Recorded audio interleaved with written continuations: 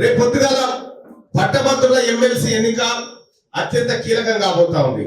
ఇలా మీ అందరికీ తెలుసు, శాసనసభలు అంటే మన టైగర్లు అందరూ మన ఆడ మాట్లాడతారు. మండలిలో మరి మండలి కూడా టైగర్ వన్ అవదా, మరి ఆడి పోవాలి. కాబట్టి ఆ కార్యక్రమాల్లో భాగంగానే గౌరవ ముఖ్యమంత్రి రేవంత్ రెడ్డి గారు నన్ను ఇక్కడికి చూడడం జరిగింది.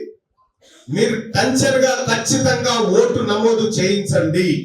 ఓటు నమోదు చేయించకుండా మనం ఎన్ని ప్రయత్నాలు చేసినా వృధా. ఖచ్చితంగా ఓటు నమోదు చేయించండి.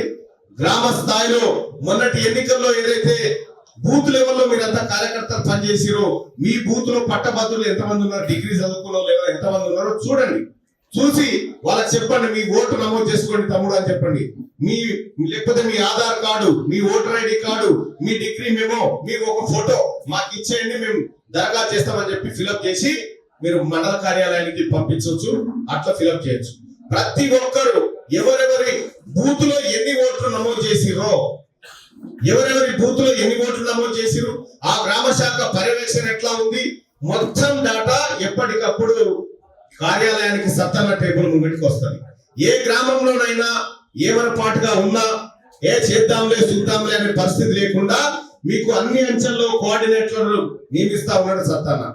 కాబట్టి చాలా పకడ్బందీగా ఈ ఓటరు నమోదు ప్రక్రియ పూర్తి చేయాలి. పూర్తి చేయడం ద్వారా నెక్స్ట్ లెవెల్లోకి వెళ్ళిపోతాం.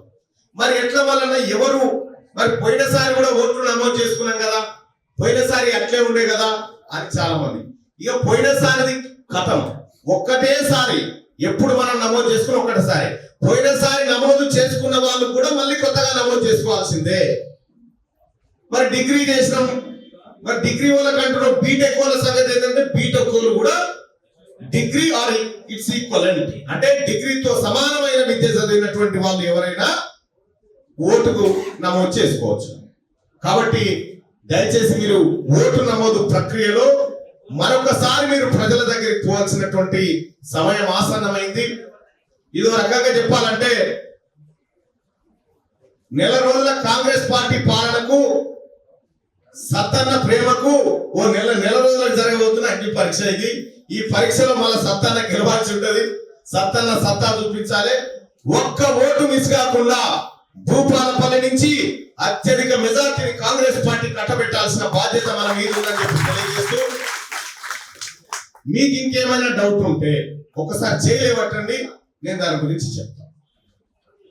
పట్టభద్రుల ఎమ్మెల్సీ ఎన్నికల్లో ఓటు నమోదు ఎలా చేసుకోవాలో మీకు అర్థమైంది కదా.